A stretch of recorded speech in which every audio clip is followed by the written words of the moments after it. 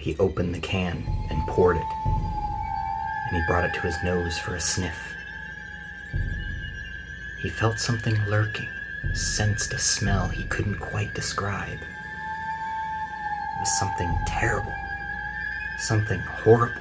Burnt plastic. Okay, maybe off aromas and flavors aren't that dramatic, but they are scary. How's it going? Steven here. I'm gonna break down what they are, what causes them, their acceptability. I know, it's weird. Some are acceptable. Stick with me. How they present themselves, and how to detect them in future beers. Why is this important? Knowing that none of these are present in your beer, or only present when appropriate, lets you know that your money was well spent on a well-made beer. Getting your money's worth is the opposite of scary. We got the horror part down, so I'm turning up the drama part. Let's get to it.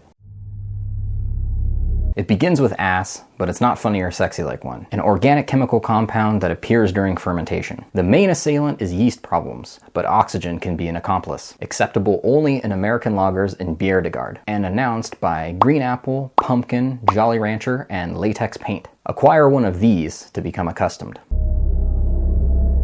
An analogous set that's chemically associated and aromatically similar. The asymmetry lies in its strength. Sweltering fermentation and oxidation are a start to this aspect. Small amounts in barley wines, strong ales, and imperial stouts are allowed. The second is always a sin. Alcohol is a sharpness, burning, or hot feeling similar to liquor. Solvent-like is an abhorrent semblance of paint thinner, nail polish remover, and acetone. You can take an ample sniff of any of the aforementioned inside your abode.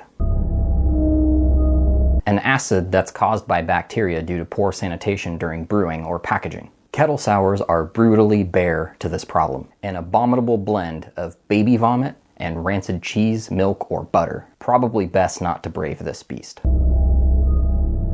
An organic compound produced during fermentation that can devastate in brewing or at the tap. Yeast, oxygen, and temperature dilemmas and debilitated boils can doom it before it gets out the door, while dreadful sanitation on draft allows lactobacillus and pediococcus to develop and destroy. Disastrous in all styles except distinct British ales, described as butter, buttered popcorn, or butterscotch.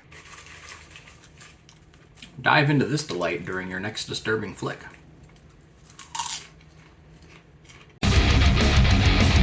Made by metals in water or from brewing equipment, as well as miserably stored malt. To the masses of older men, canned beer doesn't matter here because modern cans are plastic lined, okay?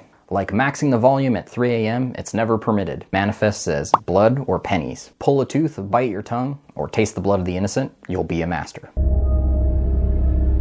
Oxygen keeps us operable, but it obliterates every beer it touches. It's overcome by omitting an overage of oxygen in all stages of brewing, and cold storage once it's over. Oxidation is okay in beers ordained to be aged, to give it novel character like sherry or leather, observed as cardboard or papery in others. I'd oblige you not to overlook beer package dates and to obtain it cold as the obvious avoidance. Let one beer from your next pack occupy your closet for half an orbit.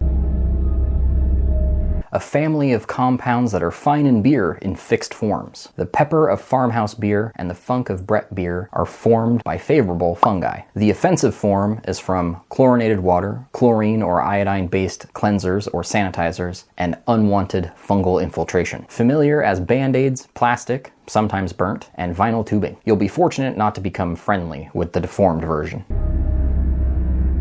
Skunked or light-struck beer is started by a reaction between light, riboflavin, and isohumulones, synthesizing a molecule known as MBT. Sunlight can spawn this in seconds, while fluorescent light is slower. Despite certain beers being situated to suffer this, it's always a shortcoming, and smells like this stinky weasel. Be the smartest one in this scary movie by staying away from these bottles and sipping in the shade. To study this, set some in the sun and some inside, then savor simultaneously.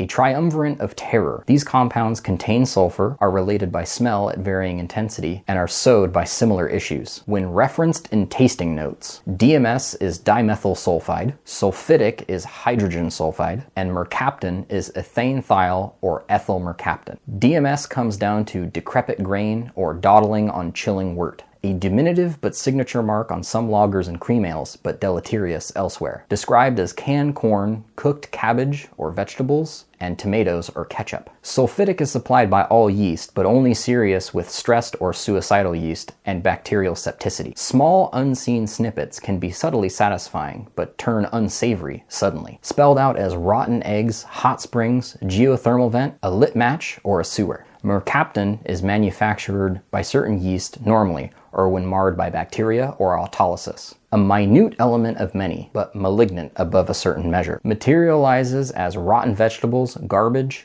disposal, or a bathtub drain. DMS is easy and safe to sample from the sources mentioned, but sulfitic and mercaptan are sensibly spurned. There are some others lurking in the shadows, but that's part of the suspense. Hopefully those won't be keeping you up at night, but here's a less scary video in case they do. Happy Halloween, cheers, and thanks for watching.